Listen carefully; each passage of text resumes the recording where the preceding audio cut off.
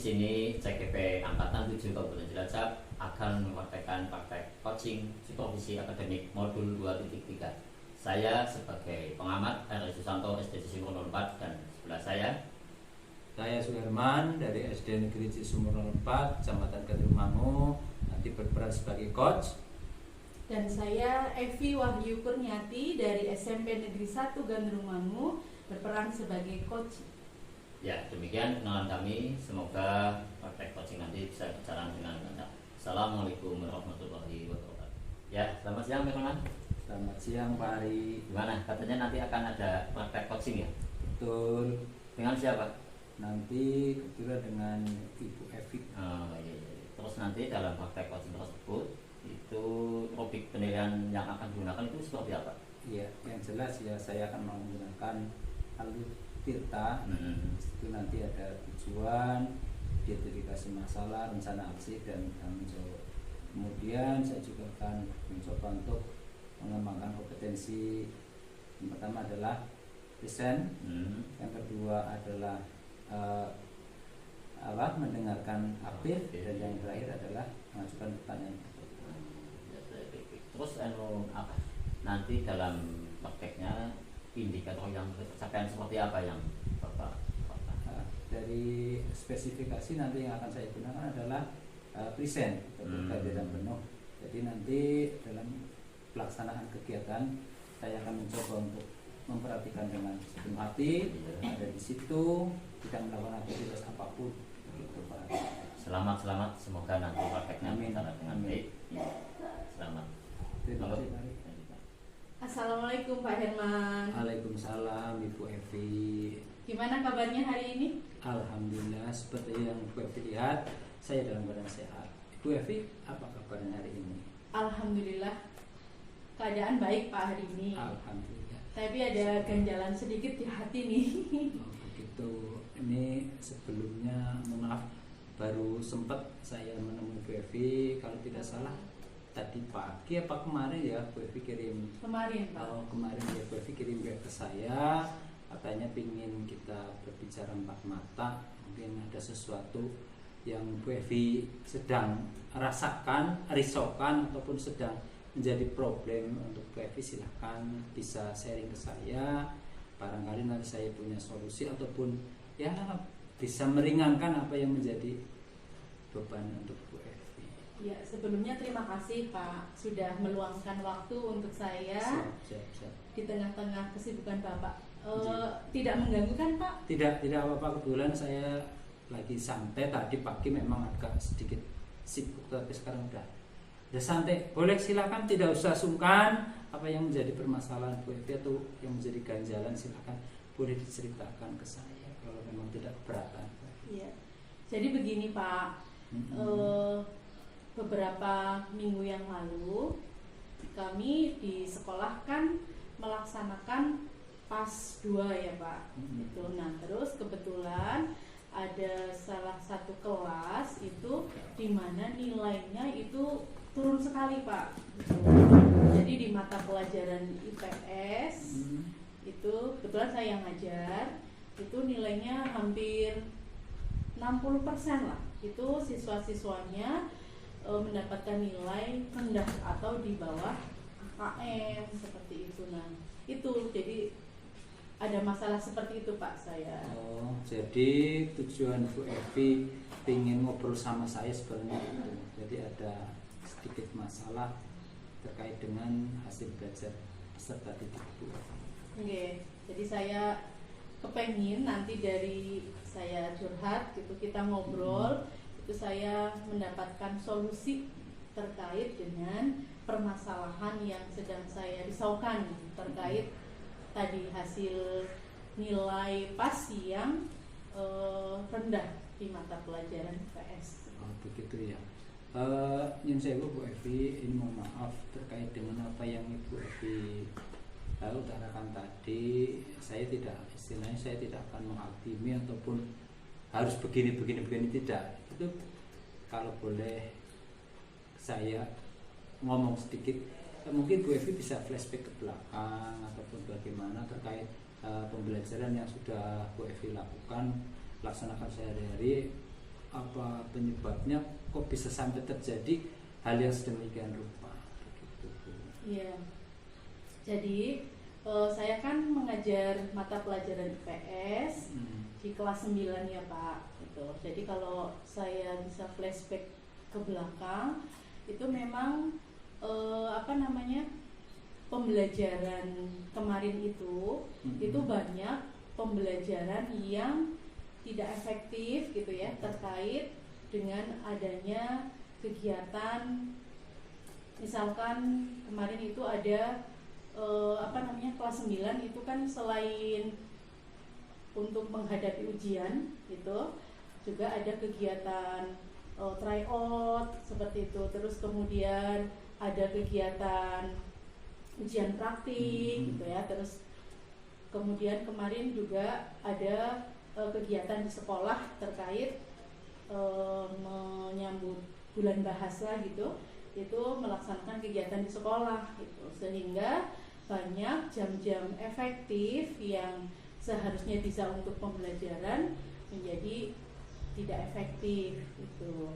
Nah, jadi di sini ada sedikit kata kunci dari penyebab hal tersebut. Jadi tadi yang seperti Ibu utarakan bahwa seharusnya pembelajaran yang bersifat efektif, tetapi ada gangguan karena hal-hal lain seperti itu. Ya, terus itu juga Pak, ada juga permasalahan yang lain selain tadi waktu yang kurang efektif karena adanya kegiatan sekolah, itu juga karena kegiatan yang di luar pembelajaran itu banyak, sehingga kemudian saya ketika di jam efektif itu mungkin kurang menyiapkan pembelajaran yang menarik gitu. Jadi pembelajaran saya itu mungkin cenderung monoton ya Pak, tidak dipersiapkan dengan baik, sehingga menyebabkan mungkin anak-anak menjadi kurang tertarik, apalagi di mapel IPS nih, dimana mapelnya itu kan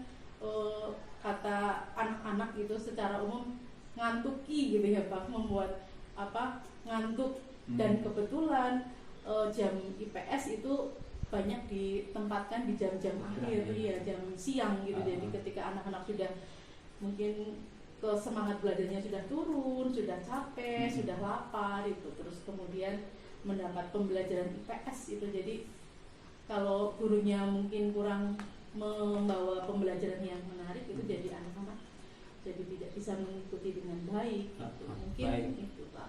Terus dari yang permasalahan yang Bu Evi utarakan tadi, Bu Evi ada gambaran tidak atau bagaimana solusi untuk memecahkan masalah tersebut?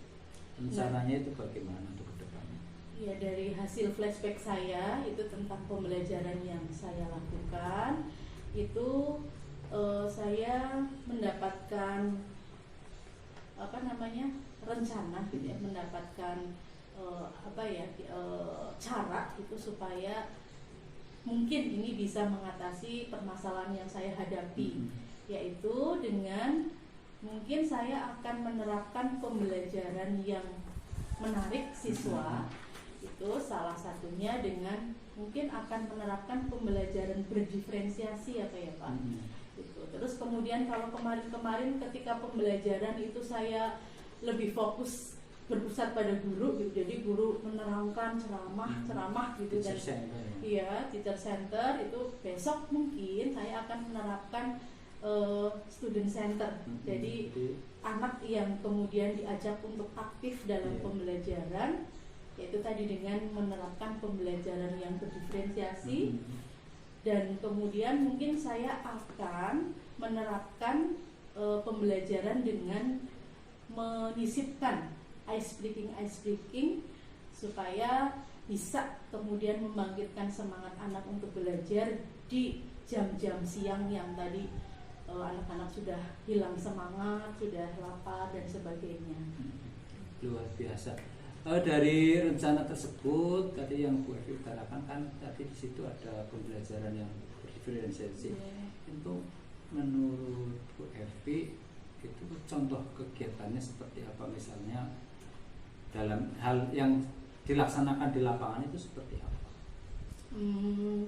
saya sih sebenarnya masih bingung juga ya Pak, maksudnya pembelajaran diferensiasi itu mau dibuat seperti apa gitu. Tapi setelah saya kemarin juga kebetulan saya habis mendapatkan ilmu Pak tentang pembelajaran berdiferensiasi ini. Jadi nanti mungkin saya akan menerapkan dalam pembelajaran berdiferensiasi itu sebelum melaksanakan itu saya akan mengobservasi murid saya itu terkait dengan apa namanya kesiapan belajar mereka. Iya, jadi tes diagnostik. Iya, mungkin akan saya lakukan tes diagnostik itu untuk mengobservasi kebutuhan belajar siswa. Ya, terus kemudian saya juga akan melihat tentang profil gaya belajar siswa itu juga. Kan setiap siswa kan berbeda-beda ya Pak, unik gitu ya, setiap anak itu unik dan itu tidak seragam gitu. Jadi mungkin nanti dalam pembelajaran berdiferensiasi saya akan menerapkan pembelajaran di mana pembelajaran itu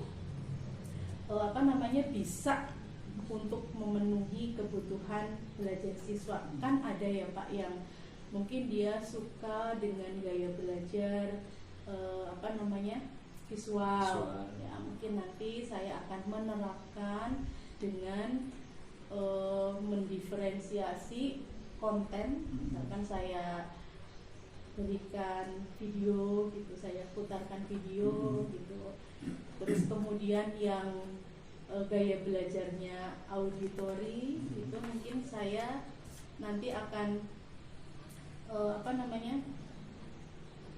putarkan juga, misalkan kalau sejarah itu tentang, kebetulan kan kemarin itu materinya tentang peristiwa proklamasi seperti itu, mungkin saya akan setelkan atau putarkan proklamasi yang dibacakan oleh teks proklamasi Bapak Soekarno seperti itu. Terus kemudian untuk yang kinestetik mungkin nanti akan saya lakukan dengan anak tersebut boleh belajar ke perpustakaan, jadi tidak melulu di dalam kelas gitu ya. Terus kemudian mereka keluar mencari artikel-artikel yang mungkin sesuai dengan pembelajaran yang sedang dipelajari.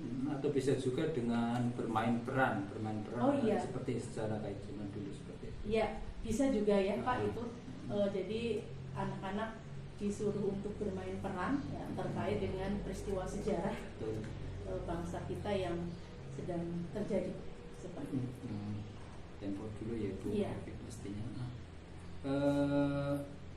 Luar biasa sekali apa yang disampaikan oleh Bu Evi tadi terkait dengan rencana aksi dalam kaitannya dengan menanggulangi ataupun mencari solusi atas permasalahan yang Bu Evi sedang alami. Itu tadi kaitannya dengan nilai statistik kan, dengan mata pelajaran yang masih rendah. Terus berikutnya ini saya apresiasi atas apa yang sudah Bu Evi rencanakan tadi. Semoga hasilnya maksimal sesuai harapan. Terus untuk kedepannya ini kira-kira apa tindak lanjut dari rencana Bu Evi tersebut? Ya, jadi ini kan baru rencana aksi ya Pak yang akan saya lakukan.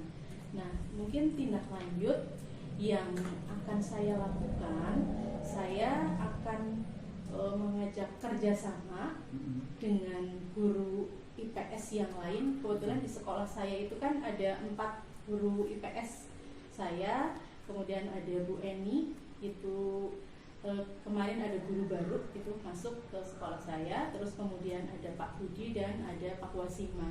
Jadi saya juga akan ngobrol atau sharing gitu ya, meminta pendapat mereka gitu. Kebetulan juga ada Pak Wasiman dan Pak Budi itu kan lebih senior dari saya gitu. Jadi mungkin beliau banyak pengalaman terkait dengan pembelajaran dan itu bisa saya manfaatkan untuk kemudian bisa mengatasi masalah yang sedang saya hadapi gitu. Terus kemudian selain dengan guru yang semapel itu saya juga mungkin akan meminta bantuan dari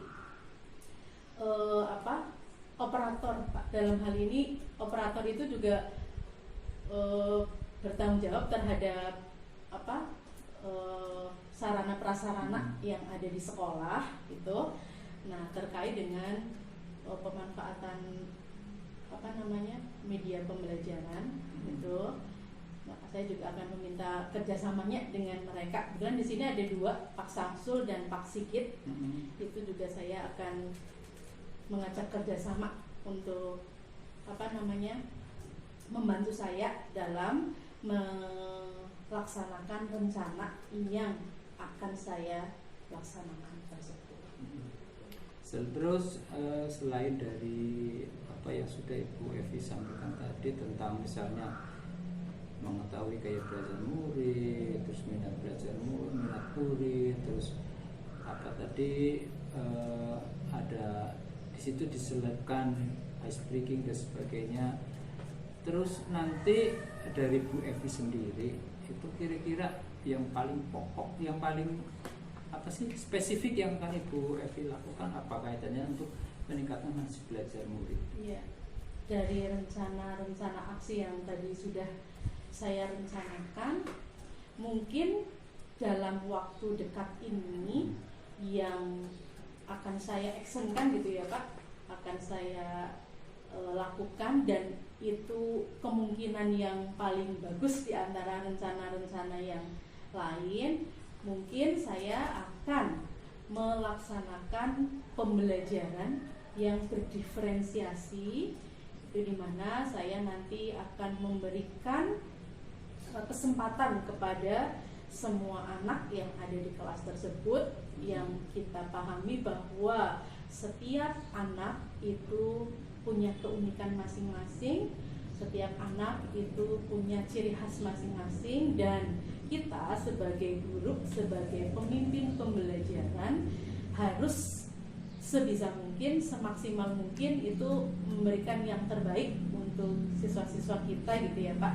Jadi itu mungkin saya akan menerapkan yang step pertama ini, melaksanakan pembelajaran berdiferensiasi dengan lebih menitik beratkan ke diferensiasi konten tadi. Jadi saya akan dalam pembelajaran yang nanti saya akan lakukan, saya akan memberikan variasi yang bermacam-macam di dalam kelas saya. Itu tadi memberikan video yang materi dalam bentuk video seperti itu. Terus kemudian ada juga nanti materi dari buku sumber, itu juga sudah pasti ya Pak harus ada. Terus kemudian selain itu juga saya akan memberikan artikel-artikel yang berkaitan dengan materi yang sedang kita pelajari. Itu terus kemudian nanti mungkin dalam satu kelompok yang untuk kinestetik itu tadi mereka juga boleh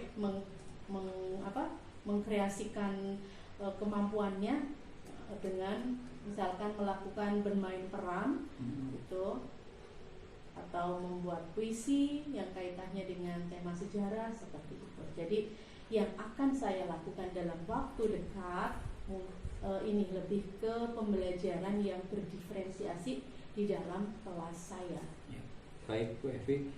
Terus terkait dengan yang sudah Ibu rencanakan tadi ya, ini hal apa ataupun hasil seperti apa yang Ibu nanti harapkan, terus terkait dengan tanggung jawab Ibu sebagai pemimpin pembelajaran itu kira-kira seperti apa?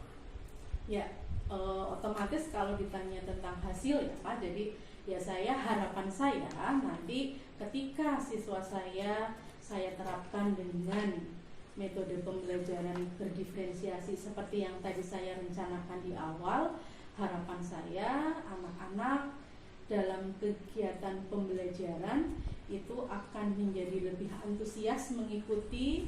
Kalau yang kemarin-kemarin ketika saya pembelajarannya hanya ceramah kan mereka ngantuk lah gitu. Terus kemudian ada yang bahkan ada yang tertidur di dalam kelas itu, sampai tertidur itu.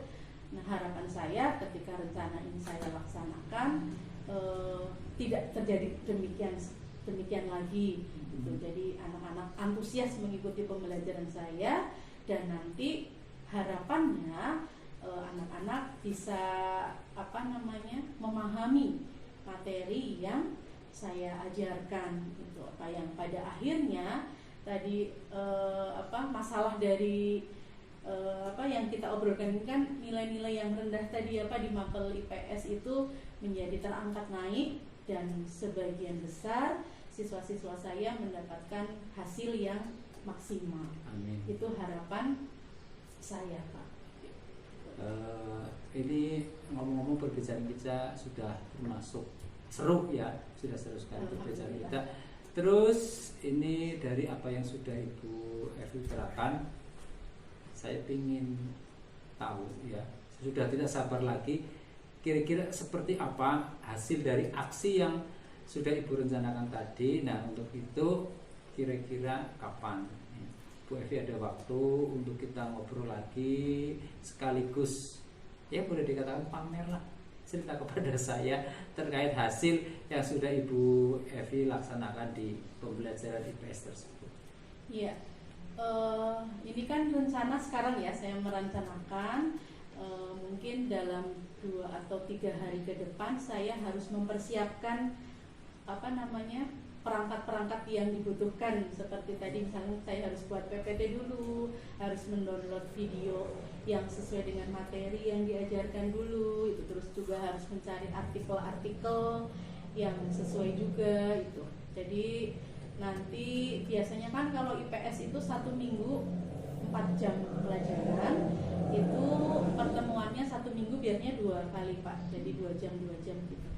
Jadi minggu ini waktunya sudah habis ya, minggu depan saya eksekusi rencana, terus kemudian habis itu saya akan melaksanakan evaluasi. Nah, dari situ kan nanti hasilnya baru ketahuan nih Pak.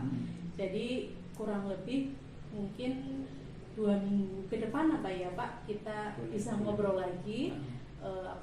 Semoga rencana yang saya akan lakukan ini bisa sesuai dengan jadwal waktu yang sudah kita targetkan, sehingga nanti 2 minggu ke depan kita sudah tahu hasilnya seperti apa, hasil dari rencana aksi yang akan saya lakukan tersebut Pak. 2 minggu lah insya Allah.